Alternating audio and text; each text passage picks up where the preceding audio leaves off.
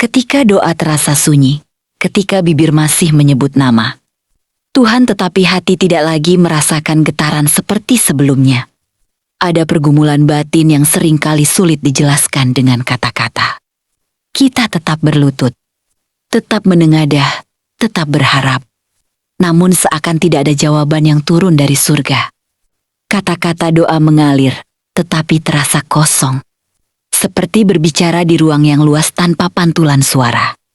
Pada titik ini, banyak hati mulai lelah. Iman mulai goyah, dan pertanyaan yang paling jujur pun muncul perlahan. Apakah Tuhan masih mendengarku? Kesunyian doa seringkali menjadi pengalaman rohani yang paling berat. Karena di sanalah kita berhadapan langsung dengan keterbatasan iman dan ketidakberdayaan diri kita sebagai manusia. Namun justru di tengah kesunyian itulah kebenaran yang paling dalam tentang Tuhan dinyatakan, bahwa keadaan tidak ditentukan oleh apa yang kita rasakan. Tuhan tidak pernah absen hanya karena kita tidak merasakannya. Dia tidak pernah pergi hanya karena doa kita tidak segera dijawab. Manusia seringkali menyamakan kehadiran Tuhan dengan sensasi rohani, dengan damai yang terasa instan, dengan air mata yang mengalir atau sukacita yang meledak-ledak. Padahal Tuhan jauh melampaui semua itu. Dia hadir bukan karena kita henia, tetapi karena Dia setia pada janjinya. Dalam perjalanan iman, ada musim-musim terang di mana doa terasa hidup dan penuh pengharapan. Tetapi ada juga musim gelap di mana doa terasa berat dan sunyi. Musim gelap bukanlah tanda kegagalan iman, melainkan bagian dari proses pendewasaan rohani. Seperti seorang anak yang belajar berjalan. Ada saatnya ia harus melepaskan pegangan dan melangkah sendiri. Bukan karena orang tuanya pergi, tetapi karena orang tuanya percaya bahwa anak itu sedang bertumbuh. Begitu pula Tuhan dalam kesunyian doa. Dia mengizinkan kita berjalan dengan iman yang lebih dewasa. Iman yang tidak bergantung pada tanda-tanda, tetapi pada kepercayaan penuh kepada karakternya. Kesunyian doa seringkali memperlihatkan siapa kita sebenarnya di hadapan Tuhan ketika tidak ada jawaban. Ketika tidak ada kelegaan, apakah kita masih mau datang? Apakah kita masih setia berseru?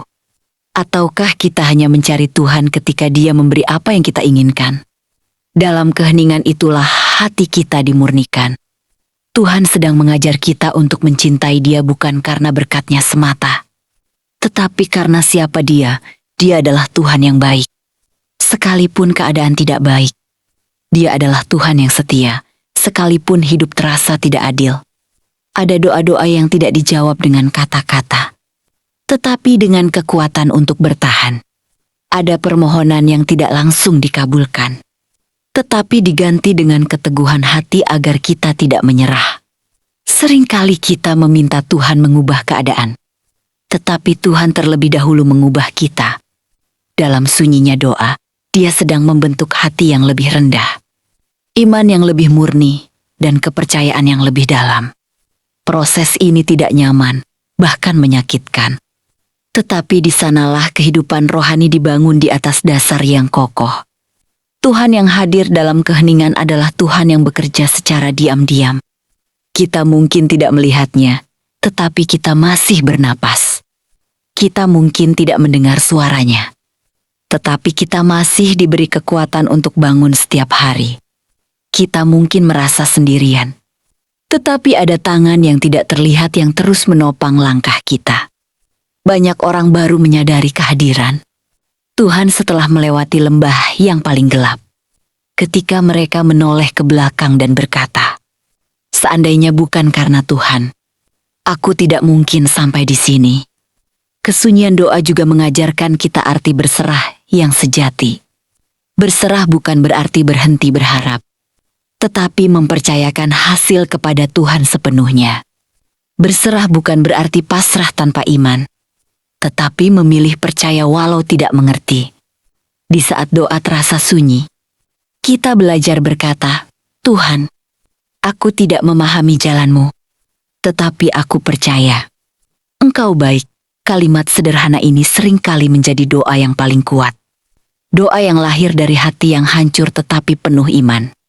Dalam keheningan, Tuhan sering berbicara bukan melalui suara yang keras, tetapi melalui kesadaran yang lembut, melalui firman yang tiba menguatkan, melalui damai yang perlahan mengisi hati tanpa kita sadari.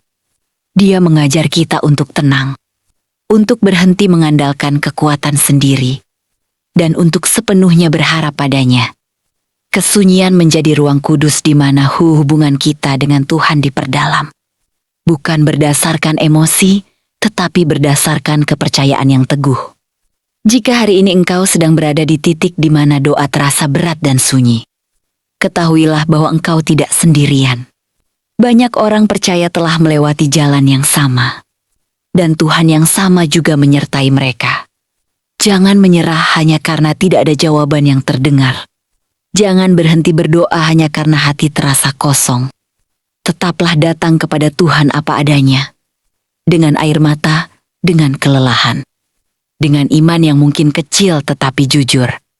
Tuhan tidak menolak doa yang lahir dari hati yang tulus.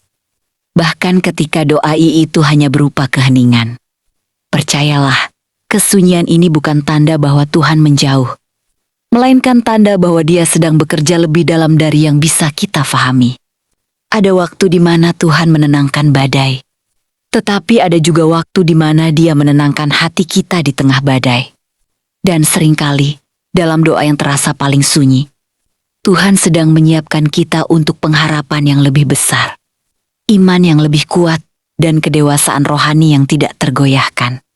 Dalam sunyi doa, Tuhan tetap hadir, tetap setia, dan tetap memegang hidupmu dengan kasih yang tidak pernah gagal.